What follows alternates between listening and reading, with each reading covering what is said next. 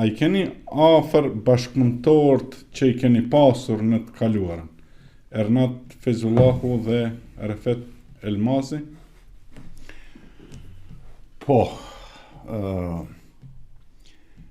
jo në po I kam, po jo në një raport të njëjtë me të dy. Ernati vazhdon të jetë antar I Këshillit Qendror të Partisë, besoj se do zgjidhet prapë. Refeti vazhdon të jetë një ndër aktivistët e partisë.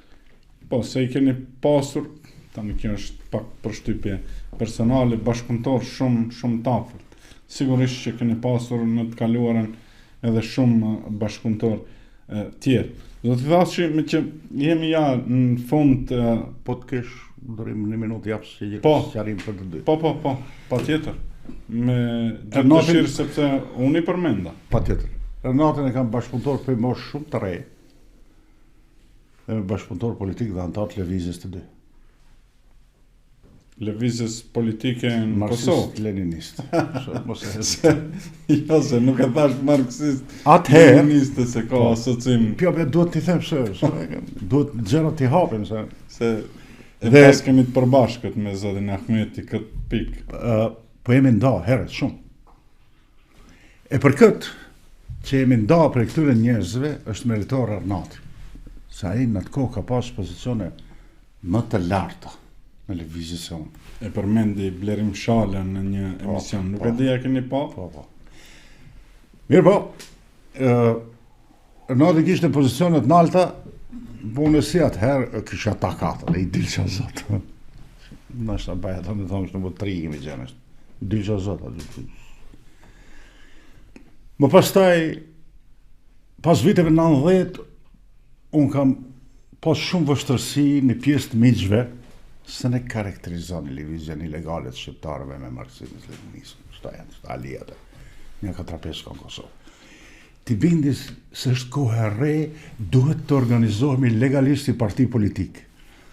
Me shumë vështërsi e kam binder, Ernati dhe janë shumë krenar që Ernati kaloj, që Ernati ka qenë ilegal. Refeti ka qenë I profesor I nderuar shkollë mesme dhe ka qenë implikuar në aferën e armëve dhe I burgosën. Në aferën e armëve.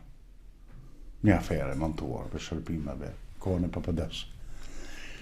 Dhe kam dy elemente në bamendjes. I kam thënë do të ikni se do burgosin. Dhe ja sikim. Po më sërini dhe është afër meje se ala ma shpejt do burgosin. Shumë mirë. Dhe më pas taj kam shku të Sali Berisha, në 95 më ka thonë duhet dalish publikisht. Të thuj se ata që e kanë bërë aferën e armëve janë tradhtari, më thonë kur se bëjë se I kam shok në burë, se I kam bërë në qarë. Dhe më pas taj, Refeti ka qenë me një institucion ku lideri si duhet, nuk kam thonë do njerë do të shkoni Refeti të kërkoni llogarit që ka ndonë në ministri të brendshme, se është një legjendë urbane se cila ka qenë mënyra si kam hi unë në zyrë të ministrit në brendshëm të të hershëm, edhe ai hiç panal më shohën trajnove, kur I teket o taj me ne I ka bashkëpunu. Kur ka thonë sekretaresha, prit se ai zamt ministri me frejë derën me shkelme. Kjo ka qenë nuk është paralele njëjtë me Ernatit dhe Refetit. Me Ernatin është paralel politik, për fillimit, për 16 vjetë, 17. Dhe kjo ka qenë e detyrueshme për liderin që të këtë bashkëpunim. Keq kuptimi me Refetin u bë kur ai pa dashje deshi të bëj politikanin me rastin e Brodesit dhe tha një formulim të pafat. Aksioni ishte I suksesshëm.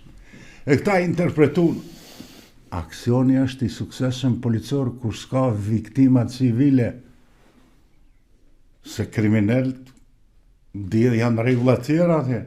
Gjithçka do bësh të arrestosh, po kur sheh rrezik, ai që I shkon përballë mund përfundojë edhe me fatalitet.